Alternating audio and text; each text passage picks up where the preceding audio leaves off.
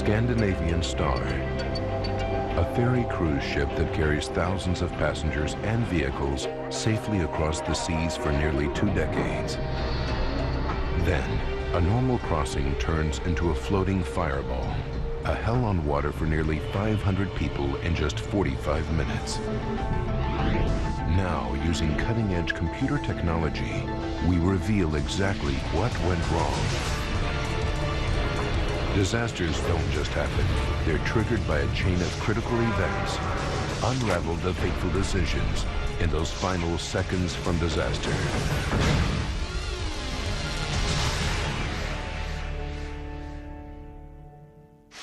Norway, Oslo.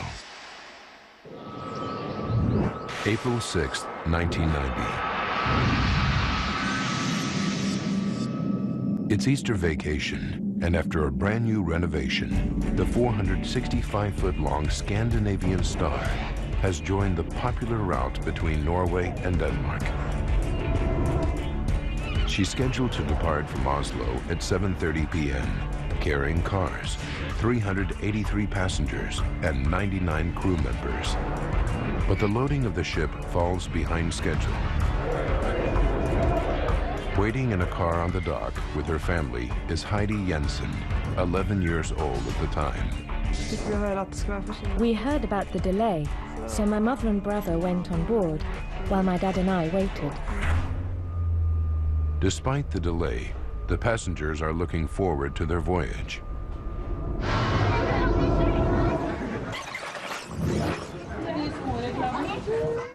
A restful week is in store for Jan Harsum, his pregnant wife Christine, and their 1.5-year-old son Halvor.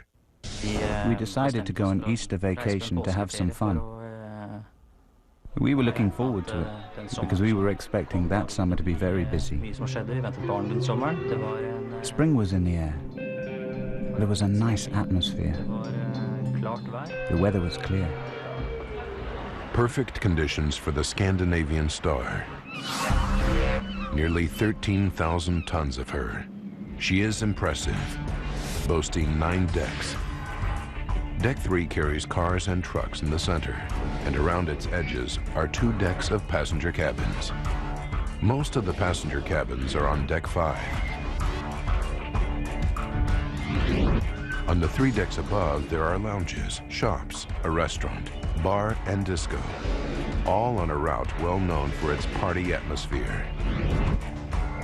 The bridge housing the ship's main controls is on Deck 8. At the helm this night is Captain Hugo Larsen. With 22 years' experience, the passengers should be in good hands. 9:45 p.m. Finally, the mooring lines are cast off, and the Scandinavian Star departs, albeit 2 hours and 15 minutes late.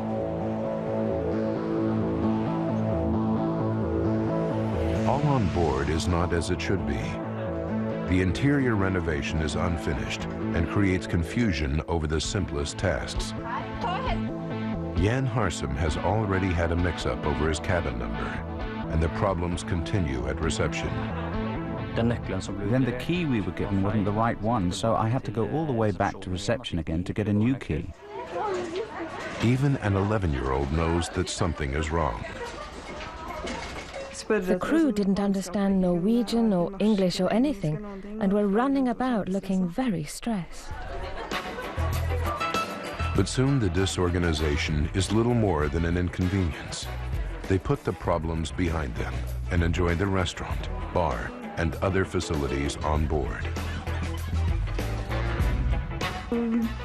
I was looking forward to going to the tax-free shop and doing some shopping. It's the sort of thing girls that age enjoy.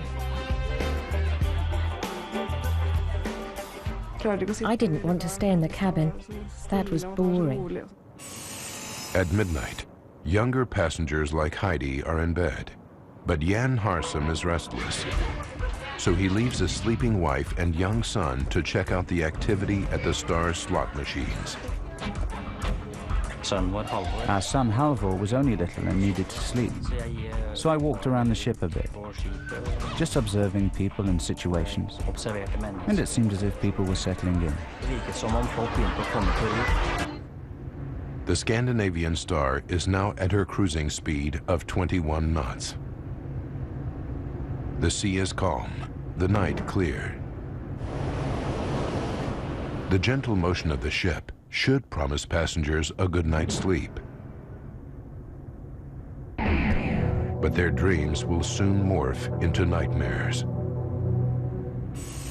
2 a.m. The Scandinavian Star has been at sea for just over 4 hours. The late-night crowd is still partying in the ship's bar and disco on Deck 8, but their fun is about to end. 5 decks below, a small fire has started in the hallway. The fire takes hold and gains strength, creeping up the walls and along the ceilings, while the sleeping and partying passengers remain oblivious. Not even 10 minutes after it starts, the fire reaches a stairwell and climbs through the ship's interior, igniting Deck 4. The passengers still have no idea that beneath them, a fire is tearing its way through the ship. Captain Larson, up on the Star's bridge, is also unaware of the fire. The smoke and flames are growing into a monstrous inferno, yet no one has seen the fire and set off the alarm. A group of young athletes is en route to a training camp, enjoying a trip of freedom and independence. One of them is Vidar Skillingsæs. He was 14 years old. For a 14-year-old traveling without parents to Denmark, along with the rest of the gang, it was very exciting. And clearly, not having to go to bed when our parents would have told us to was great. So we could explore the ship's facilities, like the disco and slot machines. 2:11 a.m. Suddenly, Vidar and his friends notice smoke pouring from a stairwell on Deck 5. We saw smoke rising from the floor below, so we went straight down to reception. Receptionist Solveig Eckerhart receives the shocking news. 3 boys came running towards me and they were screaming, "There's a fire!" At first they didn't take us seriously, but then they saw the smoke following us. I saw the smoke billowing after them. It was so thick I could barely make them out. And I stood there thinking, we can't deal with this. We're going straight to hell. So I call the bridge, call Captain Larson, and tell him there's a fire raging on the stern deck. At 2:15 a.m., 15 minutes after the fire ignites, Captain Larson finally learns that his ship is in trouble. Warning alarms start to go off as other people see smoke and hit the emergency switches, but they only sound on the bridge. With no idea of the scale of the fire, every decision the captain makes will have a direct impact on the hundreds of people on board the Star. And some will not live to recount the horror that is to come. Seconds from disaster will continue in a moment. We now return to seconds from disaster. A raging fire is rapidly spreading through the ferry cruise ship Scandinavian Star. Of the 8 decks, both 3 and 4 are ablaze, and the lives of nearly 500 people are in grave danger. –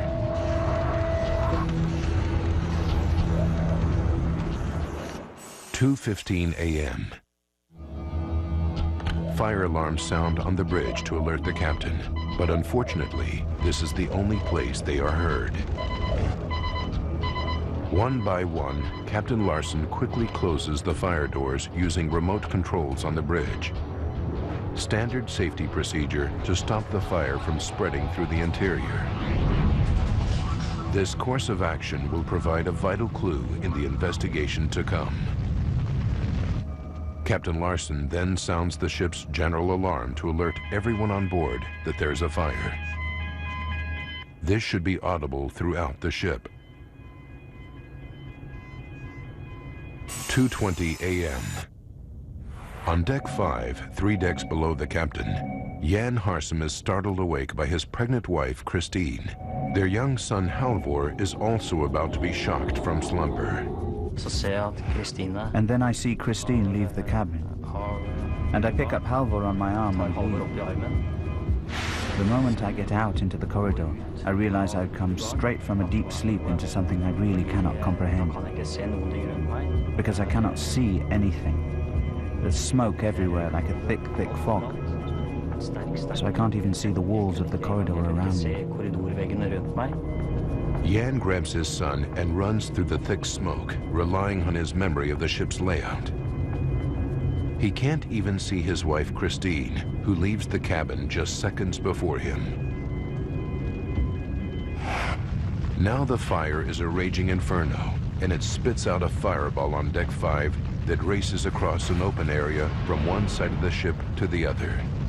Both sides are ablaze. The fireball passes only feet from the closed door of the cabin where 11-year-old Heidi Jensen and her family are sleeping. The hallway outside is almost engulfed by the flames. I just stood there screaming and staring into a wall of flames. There was lots of crackling. It was horrible. And then my dad gave me a push in the back, and I ran. That was the worst bit, running away from the flames. And when I got upstairs, I thought they were following me. Luckily, Heidi runs straight into a group of fleeing passengers who lead her straight to the lifeboats on deck 7. The fire is now burning on decks 3, 4, and 5, and the staircase acts as a chimney, sucking the fire upwards. It continues to climb, igniting the restaurant on deck 6. Fighting the fumes, Jan Harsum manages to find his way to fresh air at the back of the ship on deck 5. But his pregnant wife Christine is missing. He leaves his son with others and goes on a desperate search to find her. I attempted to go back down the stairs again with the intention of looking for Christine. But I was met with such a mighty burst of smoke that came up the stairs that I remember the thought occurring to me that if I do not turn around and go back up now, then Halvor will lose me as well. 2:24 a.m.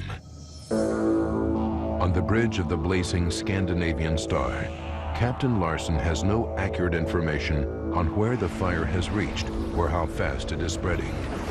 Realizing the situation is out of control, he sets his VHF radio to the international emergency frequency, channel 16.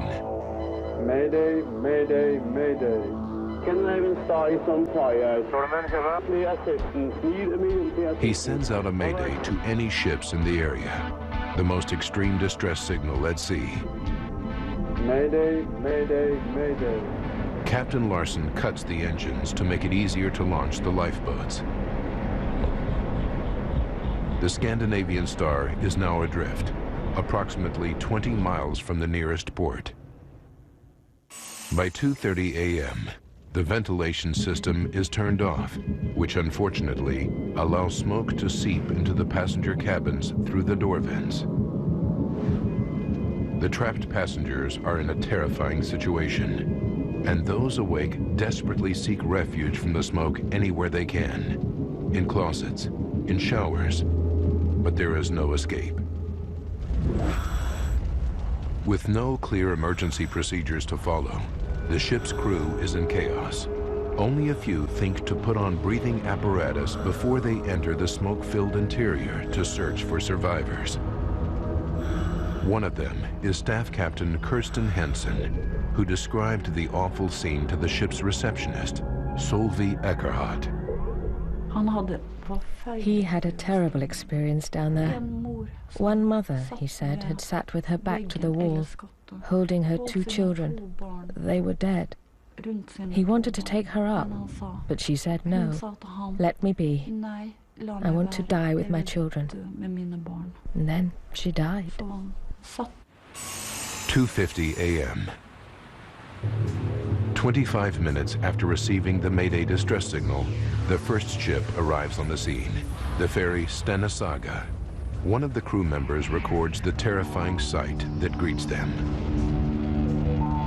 This is actual video of the tragedy. The waters around the blazing ship are filled with drifting lifeboats. The fire is completely out of control. Lennart Nordgren, the captain of the Stena Saga, is shocked by the scene. We saw the whole of the stern ablaze. We could hear people screaming, and we could also hear the noise of the fire itself, a crackling sound, a bit like popcorn. The flames were 12 to 15 meters high. Other vessels join the Stena Saga to begin the painstaking job of retrieving the drifting lifeboats. 3:20 a.m. Smoke fills the bridge of the Scandinavian Star where Captain Larsen stands. He radios Captain Nordgren on the Stena Saga and tells him that he must abandon ship.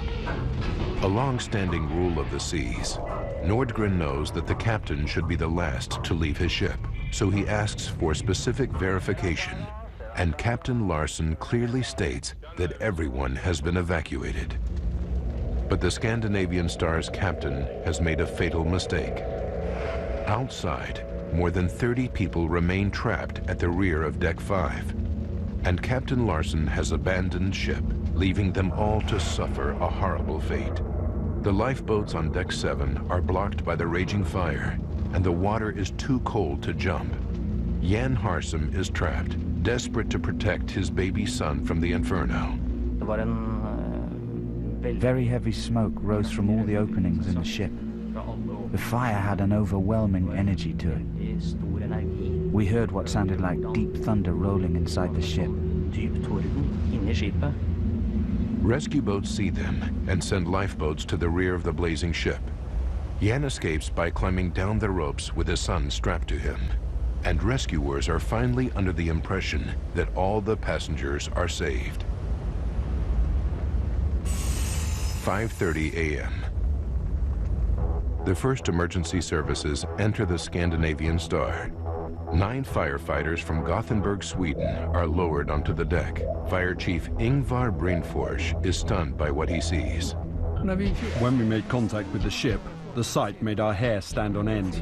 It was an incredible sight. The sky was blazing red against the black horizon to the west. 7 a.m. Firefighters have been on board the Star for an hour and a half, searching for survivors. When they reach the rear section of Deck 5, they are horrified to discover dead bodies everywhere. It was like the gates of hell. People were lying all over the place in the corridors. We broke down the doors so we could get into other places, and there were people lying on their beds, in the lavatories, in the showers. We counted 71 victims in there. The final count at the rear of Deck 5 is 76. Nearly half the people who die succumb in this one small area. What made it so dangerous? Survivors are taken by rescue boats to Sweden, Norway, and Denmark. People become separated in the confusion, and many don't even know if their loved ones are safe in a different port or left behind on the burning ship. This news footage shows Heidi Jensen and her family as they arrive in Sandefjord, Norway. For her father, an ex-sailor, seen here carrying her younger brother, it's too much to handle. I saw Dad's reaction. He started crying. I think he began to take in what had happened. It had not sunk in before that. But when I saw him reacting in that way, I started thinking it was something big we had experienced, something awful. Firefighters on the Scandinavian Star continue to scour the smoking ferry while it's towed to Lysekil in Sweden. As they widen their search, the death toll continues to rise. Jan Harsum and his son Halvor reach land. but there is still no news of his pregnant wife, Christine. It's almost too much for the human mind to cope with. Had she come out someplace else? Had she been picked up by another craft? After a week of agony, the police deliver the awful news.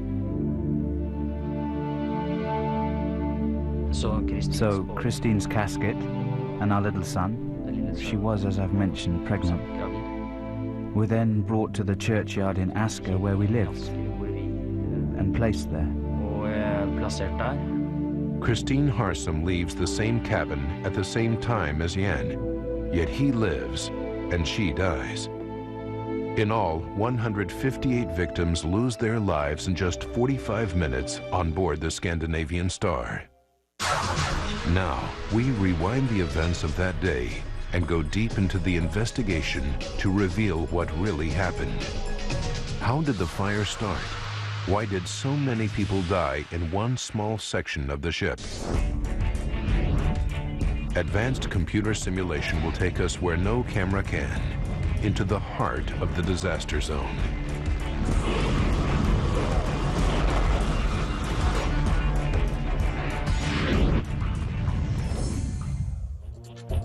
A team of Scandinavian experts assembles to investigate the disaster. Using their data, we can piece together the deadly chain of events to find out what caused this terrible tragedy. This is actual footage of the aftermath. What sparked this devastating fire? To find out, investigators have to track down where it began, the point of origin. Leading the fire investigation team is the head of the Norwegian Fire Research Institute, Kjell Schmidt-Pedersen. What we were supposed to do is to describe the development of the fire, what started the fire, at what time it started, where it started. It's not necessarily easy to find the origin, so you have to go backwards. The whole thing is a puzzle. Investigators track the path of the fire damage through the interior of the wrecked ship. It's like playing the fire in reverse, leading them back towards the ignition site, the point of origin.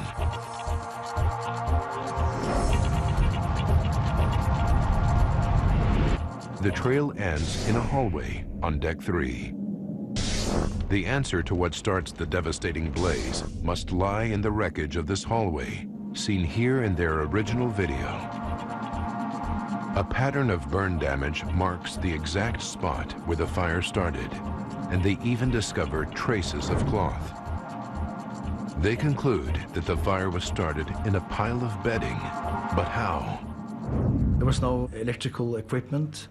There was no heating from the chimney case, and there was no hydraulic oil system in that corridor. We found no equipment or anything that could have naturally started the fire.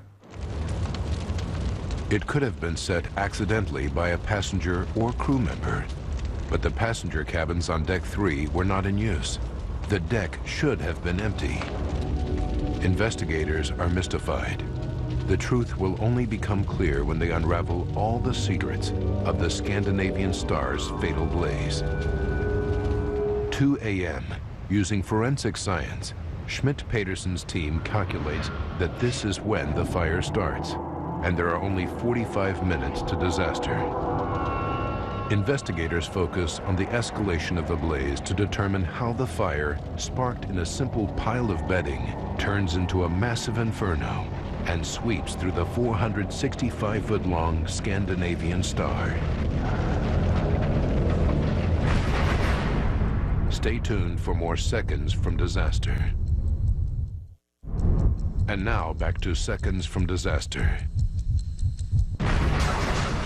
A devastating fire tears through the ferry cruise ship Scandinavian Star, killing 158 men, women, and children. It's one of the worst maritime disasters in Scandinavian history. Using advanced computer graphics based on the official report, we go deep into the investigation to unravel the deadly chain of events. What starts the fire remains unclear. Investigators do establish that it began at 2 a.m. when a pile of bedding ignites on deck 3. But they are puzzled as to how the fire grows into a massive blaze. To fully investigate the fire and unravel its secrets, they have to recreate the fatal blaze, but this time in the laboratory. They replicate the conditions on board the Scandinavian Star to a T, with the exact hallway, the same development of the fire, and the same materials used. All has to be accurate for the experiment to be sound. Investigators discover that the bedding fire alone would have burned out, and the ship's steel walls and fireproof asbestos coating should have prevented the fire from spreading. Among the charred interior, they find that the asbestos boards have not burned. If it isn't the lining boards themselves, what is the fuel source that sends the fire racing through the ship?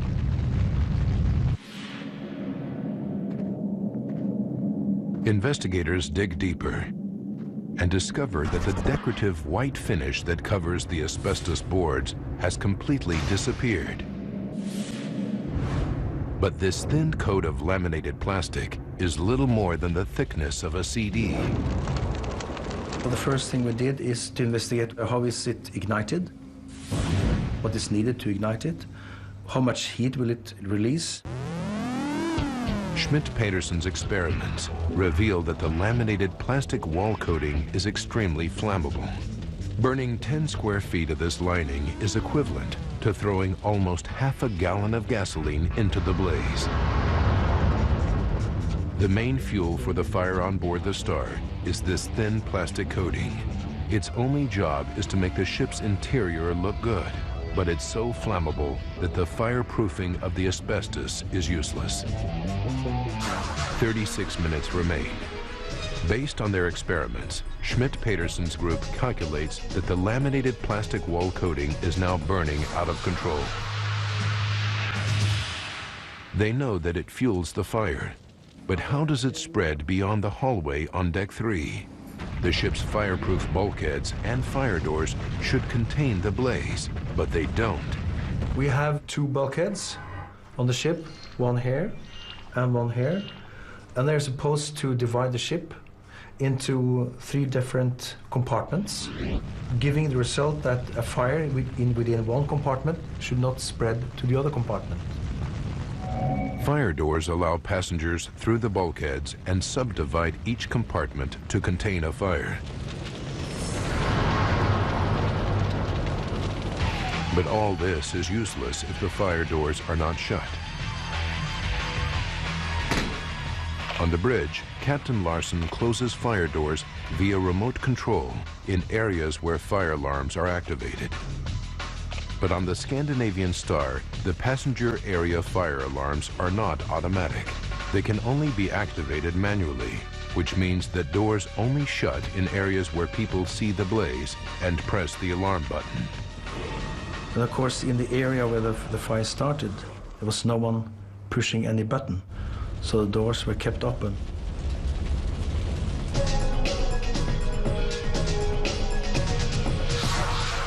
With little more than half an hour remaining, the critical moment finally arrives. The blaze passes through the open fire door into the rest of the ship. Investigators need to discover why the fire reaches deck 5 much more swiftly than it should, and why it then roars across the ship in a devastating fireball. What makes it spread so rapidly through the Star's interior? Eyewitness testimony is a key part of unraveling the chain of events. 25 minutes remain. Kristen Blindheim stumbles out of his deck 4 cabin and heads for the nearest staircase. We were only a couple of meters from the stairwell, and there was black smoke rolling down the stairs. But smoke should rise, not fall. How does Kristen Blindheim see smoke traveling down the stairwell? That is a bit puzzling, that the fire is going like that. So we were a bit, not surprised, but We thought that was weird. Investigators follow the trail of smoke and fire damage downhill, which leads them to this door on deck 3. This is where the passenger area joins the car deck.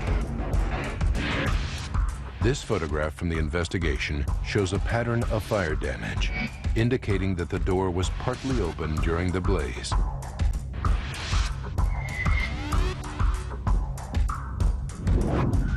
Another clue comes from the scorched van parked by the door. The damage is caused by hot gases coming through the door and burning the vehicle. The car deck is ventilated by powerful fans that suck dangerous exhaust fumes out of the ship. But with the fire door to the car deck open during the blaze, the fans literally suck the fire through the ship. The fire starts in a hallway on deck 3. Within 20 minutes, the airflow sucks it up the staircase to deck 5. There it transforms into a fireball that roars across the open space on deck 5 to the stairwell on the other side of the ship. The smoke and flame is then sucked down the stairwell through the open fire door and into the car deck.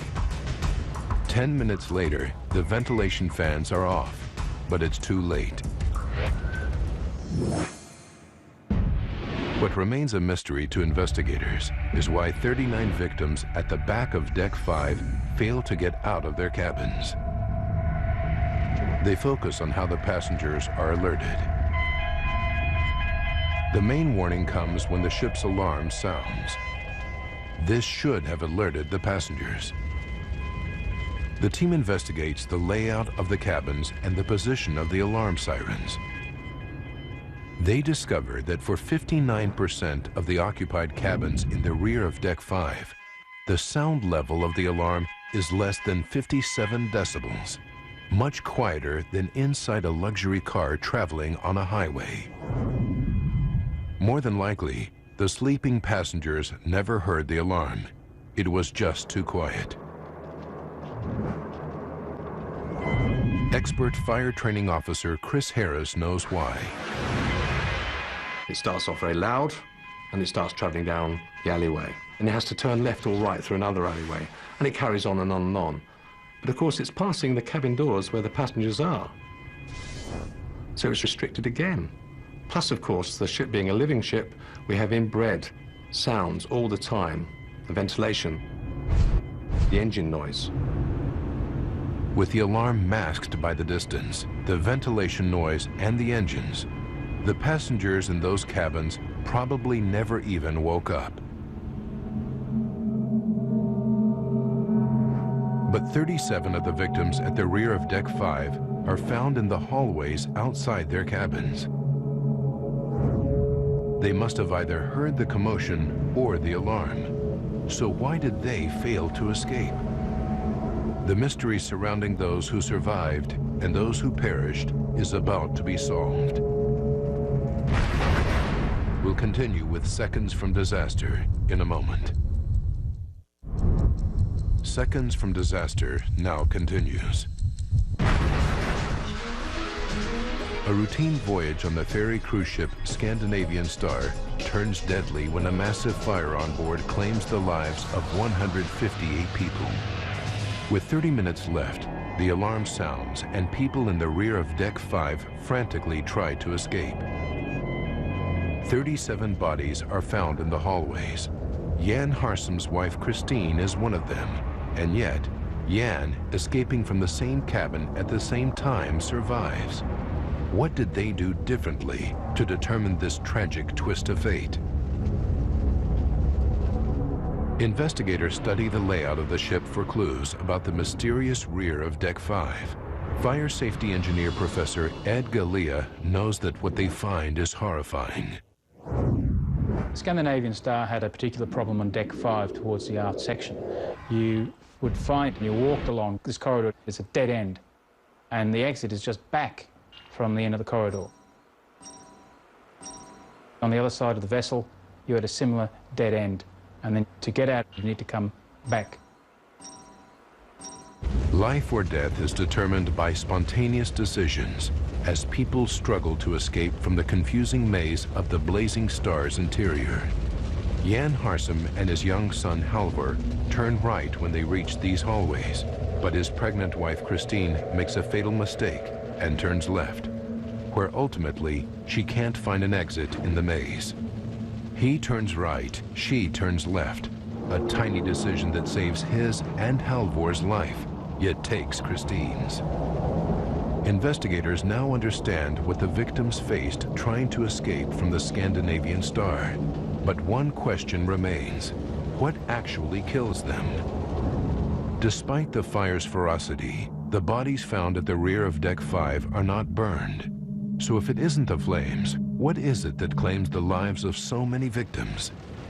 The investigators' attention is drawn to the thick smoke generated by the burning wall linings that fill the interior. Their experiments reveal that the smoke on the Scandinavian Star is incredibly toxic. Not only does it contain carbon monoxide, but something equally deadly: hydrogen cyanide. Hydrogen cyanide is a rapid killer, and if you know some history, you know that that was the same gas Hitler used against the Jews in the concentration camps. So it's a real killer. When hydrogen cyanide and carbon monoxide are inhaled together, the combination is devastating. Of the 158 victims, all but 10 perish by breathing the deadly smoke.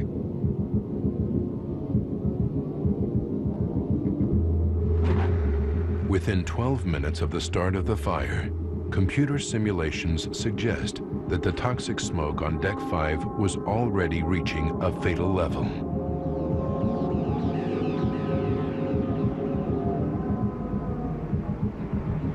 We reckoned that when the captain got a message of the fire, saw this light comes up on this board, the situation was critical already for the people on board. Once the toxic smoke reaches the passenger areas, the timeline becomes less exact. The victims did not survive to record them. 45 minutes after the fire starts, Schmidt-Peterson's group calculates that the disaster is at its peak. The fire is out of control. The interior is filled with deadly smoke. All of the victims in the cabins and hallways have died, either trapped in their cabins or lost in the interior. The first rescue vessel, the Stena Saga, is still 5 minutes away.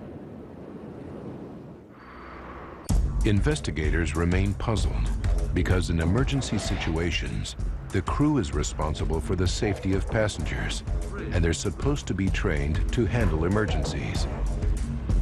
It's clear that they did not know how to handle the disaster on board the Scandinavian Star. Investigators check the ship's logs and registers and interview the crew. Then they discover the truth. The seeds of the disaster were planted more than 2 weeks before the fatal fire. The Scandinavian Star was rushed into service as a ferry cruise ship and had only been in Scandinavian waters for 15 days. Before that, she was working as a casino cruise ship with a different crew more than 3,400 miles away in Miami. The ship's managers scheduled just 10 days to convert the ship from a casino cruise ship to a passenger ferry and train an almost completely new crew. Not nearly enough time. Not one single fire drill had been carried out. Even worse, they discovered that many of the new crew didn't speak English or any of the Scandinavian languages. So confusion in the multilingual crew is a problem from the very start of the ferry's journey. When the catastrophe happens, the crew organization simply falls apart. The Scandinavian Star was simply an accident waiting to happen. Yet the final key question remains. How did the fire start in the first place? More answers when Seconds from Disaster returns. And now the conclusion of Seconds from Disaster. investigators determine how a catastrophic fire races through the Scandinavian Star. Now they focus on how the fire starts, and they make a chilling discovery. It isn't the first fire on board the ship that night. 15 minutes before the fatal blaze, there's another fire. Kristen Blendheim witnesses it firsthand as it happens right outside his cabin. I tear the door open and see flames from the floor to high up under the ceiling. So, I dive to the bed, tear off my bedclothes, and run out into the corridor, and throw them over the flames and stamp on them to put the flames out. The captain is alerted of the fire, and it's quickly extinguished. Kristen is told that everything is under control, but it isn't. No one checks for another fire, no alarms sound, and no fire doors are shut until it's too late. Little evidence of the first fire remains, but the official report concludes that it was probably started by a single flame. Schmidt-Peterson's investigators failed to find any evidence that the second fire could have started accidentally. That led us to the likely conclusion that this was set on purpose with a match or a lighter. Someone deliberately set the Star on fire.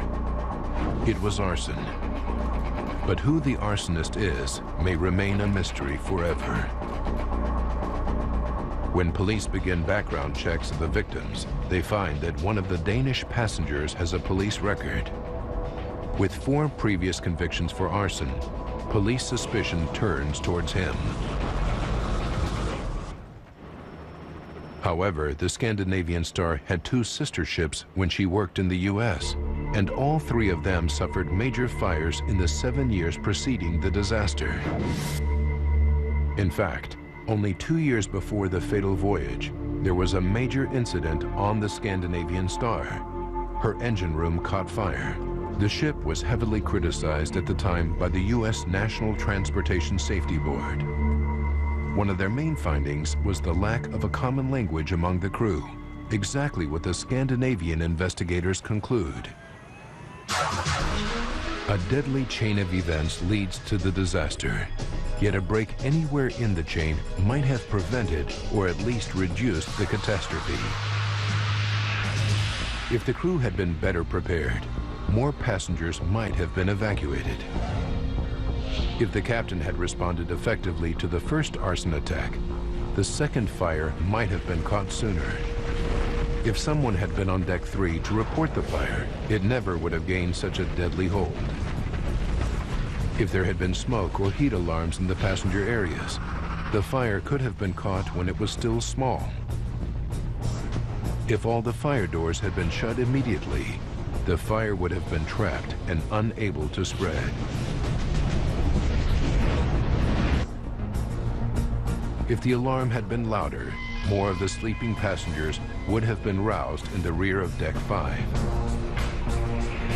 If the walls had been fitted with a fireproof lining that did not produce poisonous smoke, people could have survived. But none of these things happened, and 158 people perished.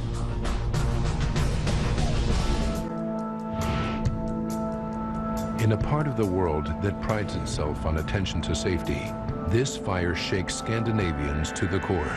It is one of their worst maritime tragedies, with the official report condemning the ferry operating company and the captain. Captain Larson, the ferry company's owner and shore manager, are all put in jail for 6 months for their negligence. For the survivors, the devastating effects of the tragedy remain. 11-year-old Heidi Jensen's dreams are haunted for years. I kept imagining that there was fire around me, around my feet. I thought there were flames everywhere. When I was in one room, I'd imagine next door was full of flames. Jan Harsum raised his son Halvor alone and didn't remarry for 12 years. He has since become an expert in safety at sea, devoting much of his time to improving safety standards on ships operating around the world. The issue of ships with inadequate safety is international. So you could be traveling in Europe, you could be in the USA, and you could at any time find yourself in the same situation, because this problem has not been resolved. But out of the disaster emerged lessons and a glint of hope. Even if the Scandinavian Star had better equipment and a safer design, the passengers would still have been at the mercy of substandard training and a crew that didn't speak the same language. This was the ultimate lesson of the Scandinavian Star accident. It influenced the development of new international safety codes. These place more responsibility on the owners and operators of ships to make sure their crews are properly trained and prepared for emergencies. The hope is that the tragedy of the Scandinavian Star will make journeys at sea safer for every passenger.